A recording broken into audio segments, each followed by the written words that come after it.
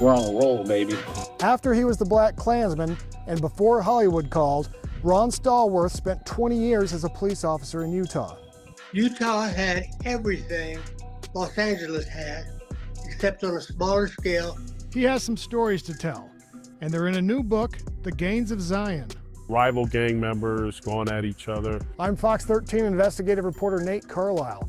Here's how Stallworth battled both criminals and other police officers who didn't believe Utah had a gang problem.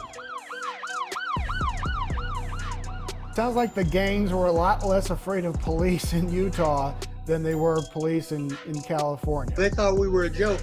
One kid even said, coming to Utah and dealing with you guys is like going to Disneyland, which really pissed me off.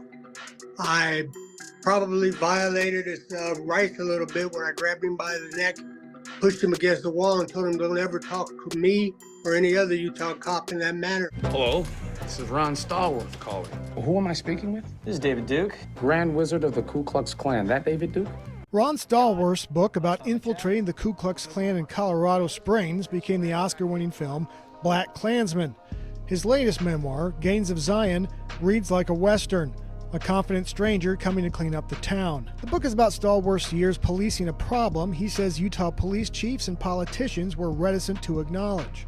I was offered an opportunity to test for the Utah Department of Public Safety's Narcotics and Liquor Law Enforcement Bureau, and in 1986 they hired me.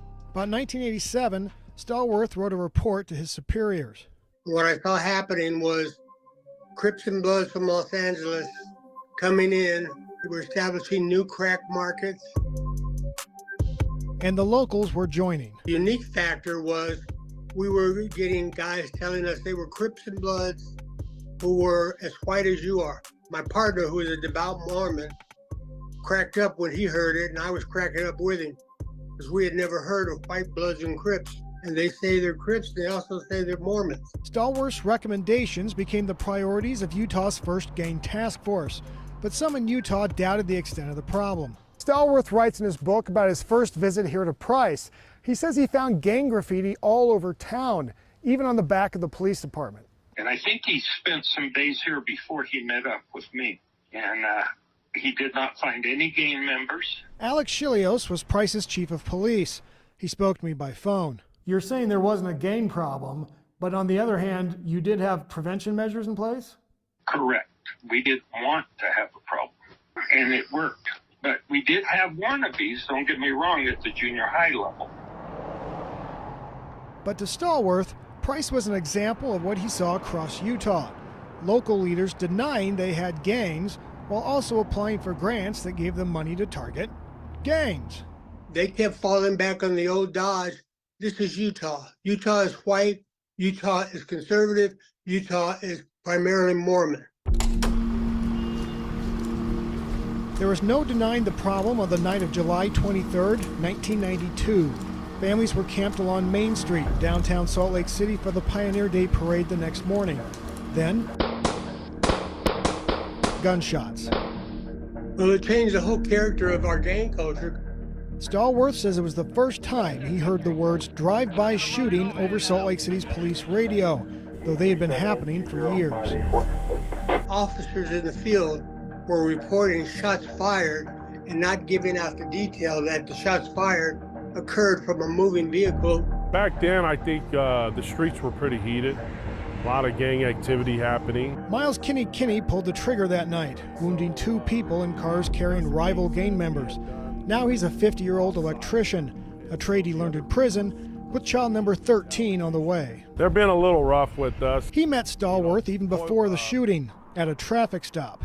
And then this black officer comes out of nowhere. And he's just as hard as you can get, right? Like, he's coming up in our face like as if he's on the streets. It was down the road where you kind of realize what his intentions were. And his intentions were really to help us get off the streets, make better choices. Let's go, can't nobody hold us down. Later, Stallworth became an authority on rap and its influence on gangs. In 1993, Ice Cube performed at the Salt Lake County Fairgrounds. Stallworth paid him a visit. And I told him, I'm getting ready to go back to Washington to testify at a congressional hearing on gangster rap music. I said, I wanted to talk to you because I want to get your viewpoints. Gangs of Zion doesn't have a storybook ending. Stallworth was transferred from the gang unit in 2000 over what he describes as bias, not the racial kind. He says superiors at the Utah Department of Public Safety favored cops who came up through the state trooper ranks. Stallworth was reassigned to Utah's concealed firearm permit program.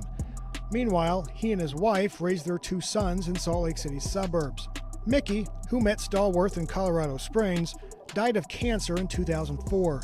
Then in 2005, I actually bought a year's worth of retirement to give me 20 because I couldn't take being in that department for another full year. They're good troopers.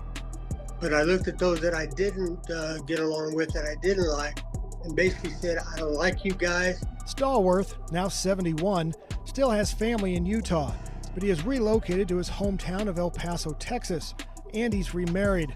We spoke over Zoom. He isn't traveling much. I've been diagnosed with prostate cancer. I've had surgery. It's stage 1. The bottom line is there are too many people in the world left for me to piss off, and I'm going to write another book and address it all. In Salt Lake City, Nate Carlisle, Fox 13 News, I'm not going anywhere. Utah.